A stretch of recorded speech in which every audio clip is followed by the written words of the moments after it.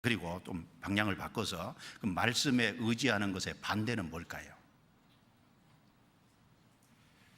누가복음 5장에 베드로가 한 말을 통해서 좀 우리가 생각해 볼 수 있습니다. 베드로가 선생이여 우리들이 밤이 맞도록 수고를 하였으되 얻은 것이 없지만은 말씀에 의지하여 내가 그물을 내리리이다. 이 베드로가 말씀에 의지하여 그물을 내리기 위해서는 먼저 버려야 될 것이 있잖아요. 먼저 부인해야 될 것이 있습니다. 갈릴리 호수에서 베드로는요 평생 물고기를 잡아온 어부입니다. 갈릴리 호수를 제일 잘하는 사람이라고 할 수 있을 거예요. 그리고 물고기에 대해서도 제일 잘 알잖아요. 그리고 언제 물고기가 잘 잡히는지, 어디서 잘 잡히는지 베드로가 모를 리가 없습니다. 그 갈릴리에서 어부 생활을 계속해 왔으니까. 그런데 예수님께서 물고기가 전혀 안 잡히는, 지금 다 정리하고 그물 싣고 이제 들어가서 좀 쉬어야 될 그 상황에서 깊은 데로 가서 그물을 내려 고기를 잡으라. 물고기가 안 잡히는 시간에 그것도 깊은 데로 가서 그물을 내리라고 얘기하는 겁니다. 베드로가 그 말씀에 의지하기 위해서는요 먼저 자기의 경험을 다 버려야 되는 거예요. 자기 물고기 잡는 지금까지 자기가 습득해온 지식을 다 버려야 되는 겁니다. 상황과 환경을 버려야만 말씀에 의지할 수 있는 거예요. 그렇지 않습니까? 결국 말씀에 의지하는 것은, 반대는 눈에 보이는 상황과 형편을 의지하는 겁니다. 인간적인 지식을 의지하는 것이 말씀에 의지하는 것의 반대인 거예요. 말씀에 의지하는 것의 반대는 자기 경험을 의지하는 겁니다. 우리는 인생을 살면서 눈에 보이는 것을 의지하면 안 될 겁니다. 자기의 경험을 의지해서는 안 될 거예요. 자기의 지식을 의지해서는 안 될 겁니다. 세상 살아가는 방식은 그렇게 살아갈 수 있을지라도 신앙을 그렇게 해서 바르게 세울 수는 없을 겁니다. 하나님 앞에 가치 있는 인생, 남는 인생이 되기 위해서는 말씀에 의지해야죠. 성경에 이 말이 있습니다. 성경 고린도후서 5장입니다. 성경 고린도후서 5장.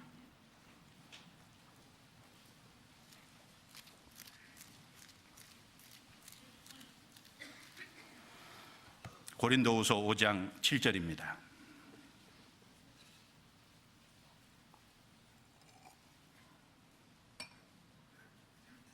같이 읽어볼까요? 이는 우리가 믿음으로 행하고 보는 것으로 하지 아니함이러라. 여기 믿음과 보는 것은 반대로 말씀하고 있죠. 눈에 보이는 것을 따라 행하는 것, 이것은 믿음으로 행하는 것의 반대입니다. 믿음으로 행한다는 말은 눈에 보이는 형편과 환경, 인간적인 지식, 인간적인 경험을 의지하지 않는다는 얘기가 되는 겁니다. 우리가 말씀에 의지하고 믿음으로 행하는 것은 하나님이 반드시 축복해 주십니다. 베드로가 말씀에 의지했을 때, 자기의 지식과 경험을 다 내려놨을 때, 형편과 환경을 다 내려놓고 그걸 부인하고 그걸 버리고 말씀에 의지해서 주님 말씀대로 순종했을 때 그 결과를 채워주시고, 그리고 쓰임받는 인생이 되게 하고 가치 있는 인생이 되게끔 하나님이 도와주셨지 않습니까? 마찬가지일 겁니다. 성경에 보면은 하나님께서 상황과 형편하고 반대되는 일을 하라고 자꾸 시킵니다. 성경에 보면은 노아 시대 때 비가 하나도 안 왔어요. 근데 하나님이 비가 한 번도 안 온 상황에서 비를 내려서 이 지구를 싹 덮어버릴 거니까 배를 만들어라. 얼른 노아 상식으로는 이해가 안 됩니다. 비가 왔던 하늘이 아니잖아요. 근데 하늘에서 물이 내려가지고 지구를 다 덮는다? 얼른 이해가 안 됩니다. 그런데 말씀에 의지해서 배를 만들었잖아요. 그 가족이 구원받았지 않습니까? 노뱀 사건 민수기 21장에 보면 나옵니다. 이스라엘 사람들이 원망하다가 불평하다가 하나님이 불뱀을 보내서 이스라엘 사람들이 많이 죽어가고 있습니다.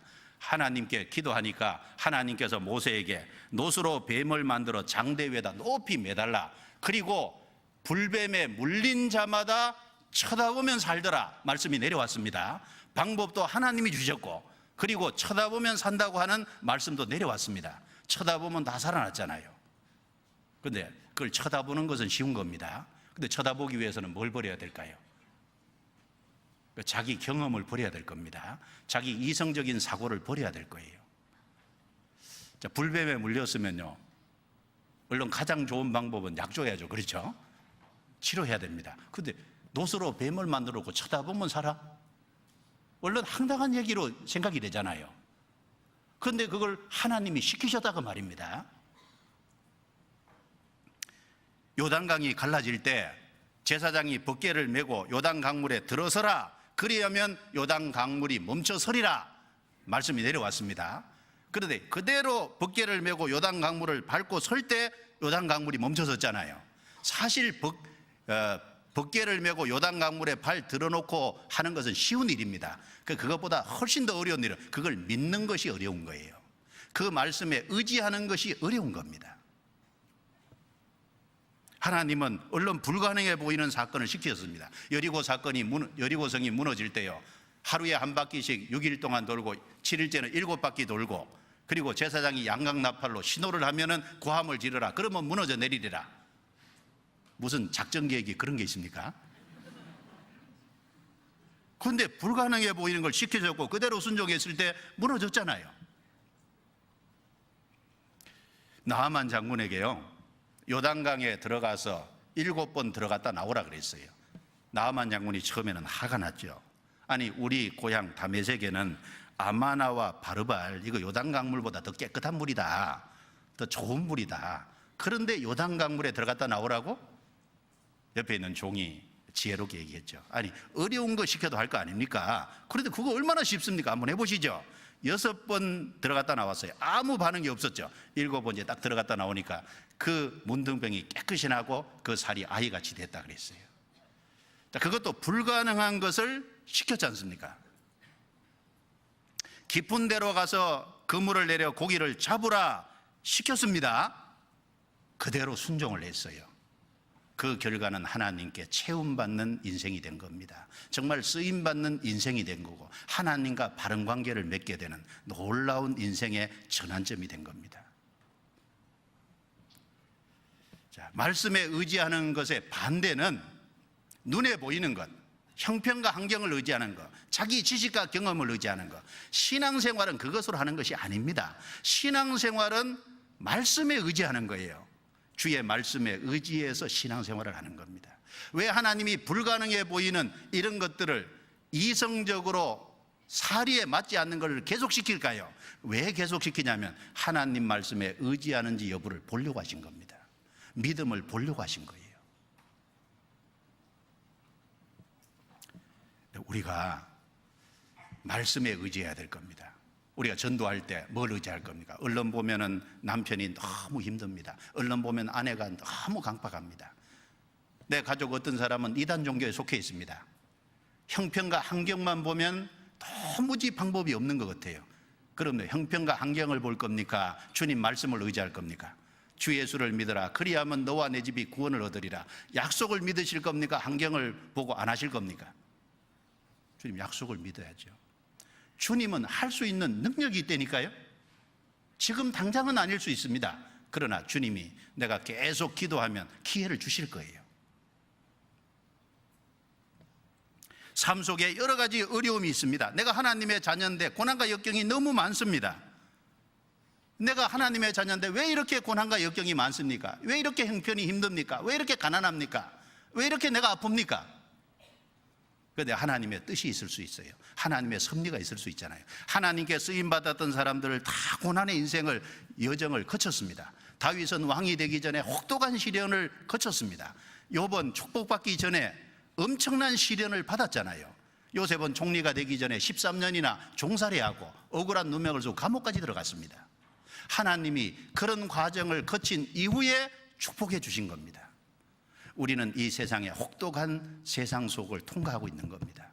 그럴지라도 우리는 주님의 말씀을 믿습니다. 내가 하나님 앞에 제사함이 확실하고 내가 구원받은 것이 확실하면 주님이 나와 그런 상황이지만 함께 하시는 것이 확실하다는 그 말씀을 붙잡아야 될 거 아닙니까? 예, 혹독하다면, 핍박이 있다면, 어려움이 있다면 하나님의 뜻이 있을 겁니다. 섭리가 있을 겁니다. 여러분, 세옹지마라는 말 잘 아시잖아요. 세옹지마. 중국 북쪽에 한 노인이 살았습니다. 그 노인이 기르던 말이 있는데 그 말이 어느 날 집을 나가버렸어요. 그 동네 사람들이 그 하나밖에 없는 말 나가서 참 어떻게 하냐. 노인이 말하기를 그런데 이것이 복이 될지 누가 어찌 알겠냐고. 그런데 이 나간 말이요 여러 말을 데리고 들어왔다 그러잖아요. 그래서 주민들이 이제 부자 됐다고. 그런데 노인이 말하기를 이것이 재앙이 될지 어떻게 알겠냐고. 그런데 그 하나밖에 없는 아들이요 그 데리고 들어온 말을 타다가 다리가 부러져 버린 거예요. 주변 사람들이 참 안 됐다고, 그게 복이 아니고 저주라고. 그런데 이 노인이 아들이 비록 다리가 부러지고 절름발이가 됐지만 이게 축복이 될지 또 어찌 알겠냐고. 근데 마침 전쟁이 났어요. 오랑캐가 쳐들어왔습니다. 그 마을의 모든 젊은 사람이 다 징집이 돼서 나가서 많은 사람이 죽었는데 이 아들은 절름발이 때문에 돼서요 안 나간 거예요. 끝까지 가봐야 안 되니까요. 우리가 뭘 믿어야 되냐면 말씀에 의지한다 그랬잖아요. 하나님이 선하시다는 걸 끝까지 붙잡아야 될 겁니다. 하나님은 구원받은 자기 자녀들에게 선을 행하십니다. 부모는 자녀에게 선을 행합니다. 그런데 하나님이 구원받은 자기 자녀에게 선을 행하지 않겠어요? 내가 정말 구원받은 것이 확실하다면 비록 형편과 환경이 어렵고 참혹하고 힘들지라도 하나님은 선하신 분이라는 걸 내가 끝까지 붙잡아야 될 거예요. 하나님은 내가 잘 되기를 원하신다는 걸 붙잡아야 될 겁니다. 말씀을 의지해야 될 거 아닙니까? 그리고 로마서 8장 28절에 우리가 알거니와 하나님을 사랑하는 자 곧 그 뜻대로 부르심을 입은 자들에게는 모든 것이 합력하여 선을 이루시느니라. 그렇죠. 당장은 재앙 같고 저주 같지만 그러나 그것이 복이 될지 어찌 알겠어요. 하나님은 모든 것을 합해서 선을 이루신다고 했습니다. 그리고 구원받은 자기 자녀에게 감당치 못할 시험당함을 허락하지 않는다고 말씀하셨어요. 그 말씀을 의지해야죠. 보이는 환경과 형편을 의지하는 것은 말씀에 의지하는 것의 반대입니다. 구원받은 사람은 말씀에 의지해서 사는 사람이지 눈에 보이는 것을 의지하는 사람이 아닙니다. 그리고 또 각도를 바꿔서 말씀에 의지하기 위해서는 어떻게 해야 될까요? 우리는 베드로에게 베드로가 어떻게 말씀에 의지할 수 있었는지 베드로의 모습을 통해서 좀 지혜를 배워야 됩니다. 누가복음 5장 찾아보겠습니다. 누가복음 5장.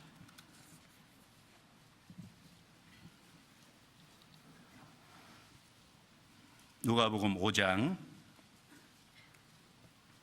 3절입니다. 3절. 예수께서 한 배에 오르시니 그 배는 시몬의 배라 육지에서 조금 뛰기를 청하시고 앉으사 배에서 무리를 가르치시더니 같이 읽습니다. 말씀을 마치시고 시몬에게 이르시되 깊은 데로 가서 그물을 내려 고기를 잡으라.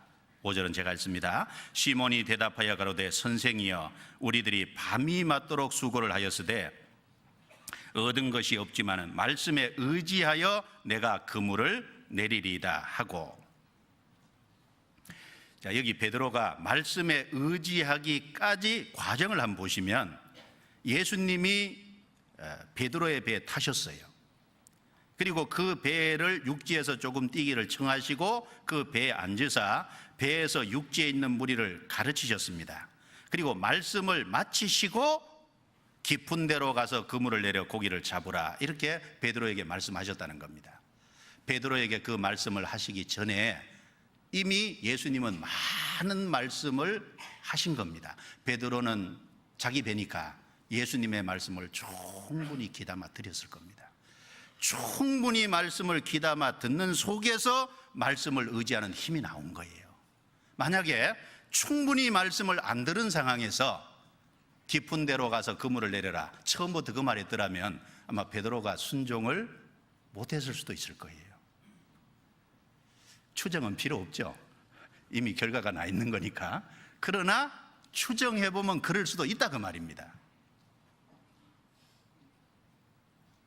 베드로가 말씀을 의지하기 위해서 그 말씀을 의지하는 거기에 이미 충분히 말씀을 들은 거예요. 자, 예수님의 말씀은 그 당시 서기관들의 가르치는 내용과 달랐죠. 그래서 마태복음 5장에 보면 산상수훈 5장부터 7장까지 쭉 말씀할 때 끝에 사람들의 그 가르치심에 놀래니 이는 서기관들과 같지 아니함일러라 그랬습니다. 베드로도 주님의 말씀을 충분히 듣는 속에요, 그 말씀에 마음의 감동 감화가 됐을 거예요. 주님의 말씀을 듣는 속에 상당히 놀랐을 겁니다. 주님은 다른 서기관들과 바리새인들과 같지 않다는 걸 분명히 알았을 거예요. 이분은 뭔가 범상치 않은 분이라는 걸 알았을 겁니다. 그 말씀을 충분히 들었기 때문에 베드로의 마음이 말씀에 충분히 젖어 있기 때문에 말씀에 의지할 수 있었던 거예요. 그 자기의 경험을 내려놓을 수 있었던 겁니다. 자기의 모든 지식을 내려놓을 수 있었던 겁니다. 그러면 우리도 말씀에 의지하기 위해서는 어떻게 해야 될까요? 구원받은 이후에요, 말씀을 충분히 들어야 됩니다. 말씀을 한 번 들어서는 안 돼요. 주일도 듣고 수요일도 듣고 구역 모임에서 듣고 조모임에서 듣고 원래에서도 듣고 개인적으로 또 듣고 그리고 가까이 하고 말씀을 충분히 듣는 게 좋습니다. 이렇게 말씀을 듣고 세상으로 갔다가 다시 모여서 말씀을 듣고, 근데 이게 한 번 듣는 것보다요, 동계 수련회 한꺼번에 모아서 한 4번 말씀을 들으면 조금 더 효과가 있잖아요. 그렇죠? 아닙니까? 일주일 생활 집회 같은 거 하면 쭉 말씀을 들으면 더 효과가 있습니다. 그리고 세상으로 안 나가고요, 모아놓고 여러 번 말씀을 하면 더 효과가 있어요. 그게 왜 그러냐 하면은 말씀을 충분히 듣는 겁니다. 말씀을 충분히 들으면 말씀에 감화가 있고 말씀에 능력이 있기 때문에 말씀에 사람이 사로잡히게 되는 거예요. 자, 그래서 계시록 1장 3절에 보면 이 예언의 말씀을 읽는 자와 듣는 자들과 그 가운데 기록한 것을 지키는 자들은 복이 있나니 때가 가까움이라. 읽는 자와 듣는 자들과 기록한 것을 지키는 자들, 읽는 자는 단수입니다. 듣는 자들은 복수입니다. 그러니까 아마 회중 중에서 요한계시록 내용을요, 한 사람이 읽고 여러 사람이 들었던 것 같습니다. 읽는 자는 한 사람이고 여러 사람이 듣고 있고. 자, 그래서 회중에서 또 말씀을 읽고 들을 뿐 아니라 가르침 받을 뿐 아니라 개인적으로도 말씀을 가까이 해야 되잖아요. 시편 1편 2절에 주야로 그 율법을 묵상하는 자로다. 말씀에 충분히 젖어 보세요. 그러면요, 말씀에 의지하게 될 거예요. 왜 말씀이 내 삶에 영향력을 못 행사할까? 말씀이 왜 내 삶에 역사하지 못할까? 말씀을 충분히 안 들어서 그런 거예요. 말씀을 수박 거달기식으로 들으니까 능력이 없는 겁니다. 말씀을 충분히 들어야 됩니다. 그런데 말씀을 충분히 듣기 위해서는요, 말씀을 충분히 배우고자 하는, 말씀을 계속해서 배우자고 하는 열정과 겸손이 필요한 거예요. 뭐가 필요하다고요? 열정과 겸손. 똑같은 공간에서 앉아서 똑같은 사람이 설교하는 똑같은 내용을 듣지만요, 듣는 사람의 말씀의 분량하고 깊이는 다 들려요. 1000명이 앉아 있으면 1000명이 다 들을 겁니다. 그 말씀의 깊이와 분량을 결정하는 것이 뭐냐? 각 사람의 말씀을 배우고자 하는 열정과 겸손입니다. 말씀을 계속해서 배우고자 하는 열정, 그 말씀을 겸손하게 배우고자 하는 겸손, 그 두 가지가 갖춰지면요, 분량이 훨씬 커질 거예요. 깊이가 훨씬 깊어질 겁니다. 그런데 구원받은 지 5년, 10년, 15년, 20년, 30년 됐어요. 많이 들었죠? 비슷비슷한 말씀이라고 그냥 흘러듣기 시작합니다. 말씀을 듣고 말씀을 쭉 듣는 속에 그 말씀에 감동 감화를 받아본 적이 아주 오래됐다. 만약에 그렇다면 회개하셔야 됩니다. 그렇지 않습니까? 그 열정과 겸손이 그 분량과 깊이를 결정합니다. 마리아는 주의 발 아래 앉아 주의 말씀을 정말 잘 들었어요. 잘 들은 결과 예수님이 십자가에 죽으시고 장사된다는 걸 알고, 그래서 300데나리온 되는 그 향유를 깨어서, 옥합을 깨어서 예수님께 부어드렸잖아요. 바울이 드로아에서 밤중까지 말을 계속했습니다. 그 밤중까지 말을 계속하는 사람도 어렵지만 그 말씀을 계속 듣고 있는 사람도요, 열정과 겸손이 없으면 그게 불가능할 겁니다. 느헤미야서에 보면 8장에요, 이스라엘 백성들이 에스라가 말씀을 가르쳐주는 내용을 깨달았어요. 하루 종일 듣고 그 말씀을 깨닫고 기뻤는데 그 다음 날 일찍 또 에스라 앞에 나와서요, 말씀 또 배우고 싶다고. 그럴 열정과 겸손이 있으면은 주님이 축복하실 겁니다. 말씀을 충분히 들어야 그 사람이 그 말씀에 사로잡히고 말씀을 의지할 수 있을 겁니다. 그리고 조금만 더 말씀드리면, 그러면 말씀을 의지해서 베드로는 그물을 내려서 고기를 잡았습니다. 물론 그것은 후에 베드로가 복음이라는 그물로 많은 영혼을 건질 것의 하나의 그림자입니다. 베드로는 주님이 깊은 데로 가서 그물을 내리러 고기를 잡으라는 말씀에 순종해서 말씀에 의지하여 그물을 내렸어요. 자, 그러면 우리는 말씀에 의지해서 뭘 해야 될까요? 우리 각각 좀 생각해 볼 수 있겠죠. 모세는 애굽에 내려가서 이스라엘 백성을 건져내라는 그 주님의 말씀에 순종해서 애굽으로 내려가서 이스라엘 백성을 이끌어냈습니다. 바울 사도는 이방인의 사도로 세웠다는 그 주님의 말씀, 자기에게 주어진 그 말씀에 의지해서 4차례나 걸쳐서 전도를 하고 많은 사람들을, 이방인들을 주님께로 이끌었습니다. 우리는 말씀에 의지해서 무엇을 해야 할까요? 말씀에 의지해서 말씀에 순종해야 될 겁니다. 말씀에 의지해서 하나님을 더욱 알고 가까이 해야 될 거예요. 평생에 자기 옆에 두고 읽어서 그 하나님 여호와 경외하기를 배우며 이 율법의 모든 말과 이 규례를 지켜 행할 것이라, 그 말씀에 순종해서 말씀을 정말 가까이 하고, 그리고 하나님을 더 알아가고 알아가는 만큼 경외하고, 그리고 그 말씀에 순종해야 될 겁니다. 그리고 말씀에 의지하여 복음 전하라는 그 말씀에 의지해서 우리는 열심히 복음을 전해야 될 겁니다. 말씀에 의지하여 봉사의 손을 견고히 해야 될 겁니다.